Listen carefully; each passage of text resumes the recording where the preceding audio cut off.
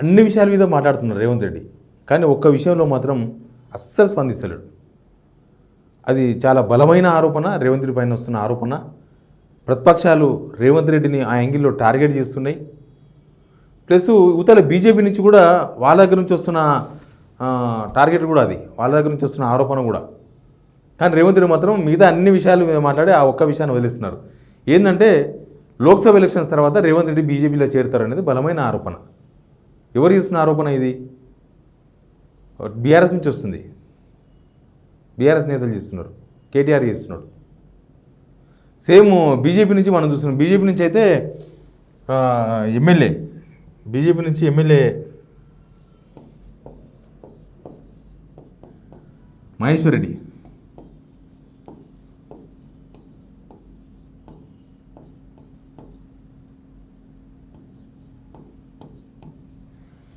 BJP MLA Maheshwar Reddy రోజు press meet పెట్టడం అయిపోతుంది. లోక్సభ ఎలక్షన్స్ తర్వాత ఇంకా అసలు రేవంత్ రెడ్డి పని ఖతమైపోతుంది. ఆగస్టు 2, ఆగస్టు 15 డెడ్ లైన్ కూడా పెట్టి పడేస్తుంటారు వాళ్ళు. కొంతమందిని తీసుకొని బీజేపీకి పోతాడు. కానీ రేవంత్ రెడ్డి వ్యవహారం కూడా కొద్దిగా అనుమానాస్పదంగా ఉంది. ఎందుకు అనుమానాస్పదంగా ఉందని చెప్తున్నానంటే, రేవంత్ రెడ్డి కూడా ఎక్కడైనా ప్రచారం చూడండి, నిన్న ఆదిలాబాద్ పోయినా, మొన్న మెదక్ పోయినా, అంతకుముందు రోజు మామనార్ పోయినా, ఎప్పుడు పోయినా ఏడు పోయినా బీజేపీని పల్లెత్తు మాట్లాడలేడు, బీజేపీని వండలేడు. ఆయన స్టైల్లో ఉంటాయి కొన్ని, అవి బూతులో తిట్లో అర్థం కానీ ఒకటి ఉందిగా రేవంత్ రెడ్డిది, తొక్కుతా ఉన్నాయి కదా, పేగులు మెడకేసుకుని తిరుగుతా, ఇట్లాంటివన్నీ కూడా బీఆర్ఎస్ టార్గెట్గా మాట్లాడుతున్నాడు. ఆయనకు పార్లమెంట్ ఎలక్షన్స్లో బీఆర్ఎస్ ప్రధాన ప్రత్యర్థి పార్టీ అనుకుంటున్నాడా? బీజేపీ అసలు పోటీలో లేదనుకుంటున్నాడా? బీఆర్ఎస్ని ఎందుకు మాట్లాడుతున్నాడు, బీజేపీ మీద ఎందుకు మాట్లాడుతున్నాడు రేవంత్ రెడ్డి అనేది ఒక క్వశ్చన్. మీరు ఎక్కడైనా చూడండి, రేవంత్ రెడ్డి చాలా బీఆర్ఎస్ విషయంలో ఎట్లా మాట్లాడుతున్నాడు, బీజేపీ విషయంలో ఎట్లా మాట్లాడుతున్నాడు అనేది మీరు చాలా ఆయన స్పీచ్లు మొత్తం తీసుకోండి. మొదలే మోడీని పెద్దన్న అన్నాడు అనేది ఒకటి నడుస్తుంది పాలిటిక్స్లో. మోడీని పెద్దన్న అని ప్రాంతీయ పార్టీలు, ఎన్డీఏలో ఉన్నాళ్ళు, మోడీకి దగ్గరున్న వాళ్ళే అన్నారు. అట్లాంటిది రేవంత్ రెడ్డి ఎందుకు అన్నారు? పెద్దన్న మీ ఆశీర్వాదం కావాలని ఎందుకు అన్నారు అనేది ఒక చర్చ దాని మీద నడుస్తూ ఉంది. ఒక పెద్ద వ్యవహారం నడుస్తుంది ఆన్లైన్లో కూడా.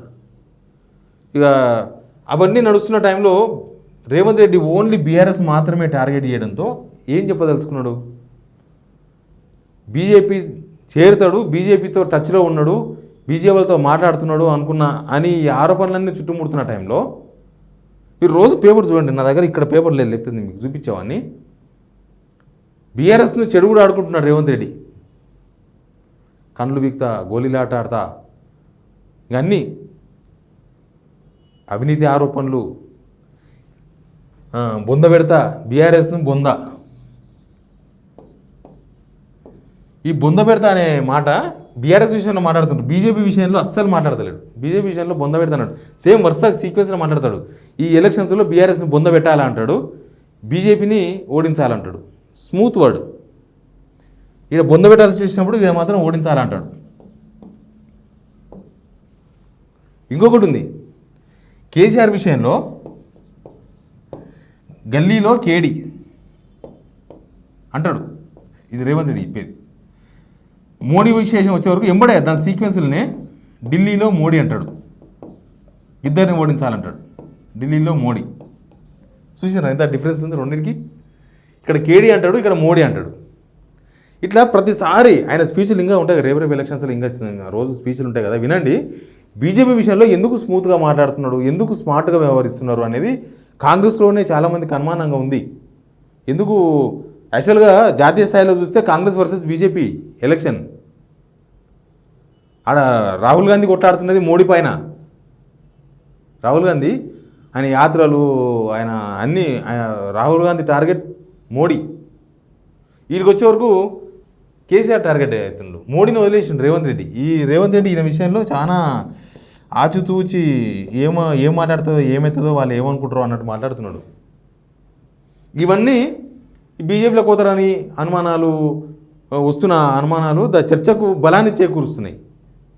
ఎందుకు రేవంత్ రెడ్డి ఇట్లా వ్యవహరిస్తున్నారు, రేవంత్ రెడ్డి ఎందుకు ఇట్లా మాట్లాడుతున్నాడు. చూసిన ఇట్లాంటి కొన్ని చెప్పిన నేను ఇంకా చాలా ఉన్నాయి చెప్పాలంటే సాయం దాకా చెప్పొచ్చే మాటలు అన్నీ ఉన్నాయి.